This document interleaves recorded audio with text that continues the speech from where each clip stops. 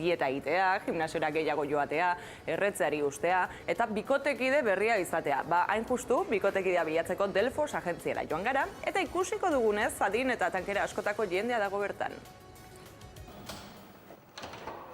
Kaixo, Ana. Ana, azterra Delfosen zuen agentzian zehazki eskaintzen duzuena. Bata, bikotekidea ezagutzea. Eta beste bak lagun taldeak edukitzea. Eta hona etortzen den jendea ze perfilekoa izaten da, Ana? Denetarik dago, betez ere erdi mailako jendea. Pertsona normala, zu eta ni bezala. Ze urtetakoak izaten dira? Gazteenak, 35-etik, eta zaharrenak, 80 arte urte. 80 urte arte. Zuek bikotea topatu nahi zen ezkero, joko zenukete horrelako agentzia batera? Nire ustez baliabide ona izan litzateke.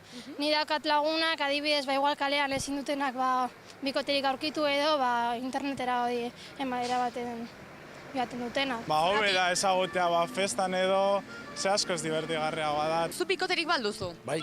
Eta nola ezagutu zineten? Ezagutu ginen beste gaztatzu bezala. Kaletik ibili eta kopak hartzen dori eta bueno.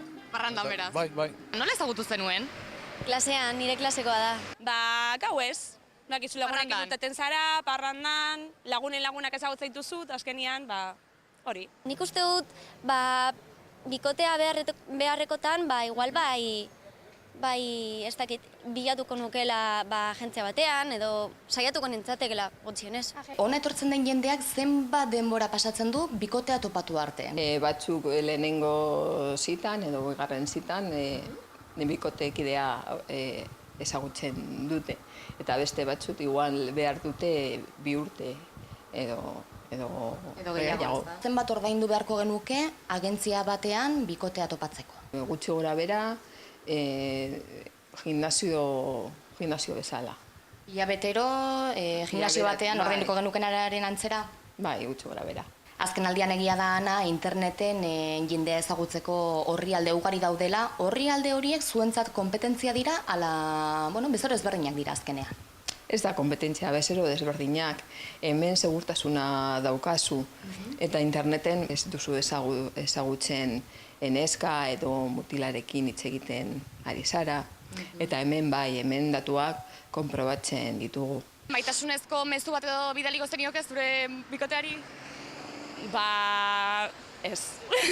Lotza ematen dit. Aprobetxatu, telebista duzula. Ez. Momentuen, ez.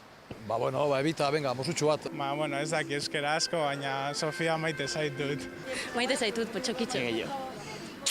Ai, maitasuna, ikusi duzuen nahi izan ez gero behintzat, modu asko daudela bikotea topatzeko. Bilbotik Lierni Agrezabala, Euskal Herria zuzenean.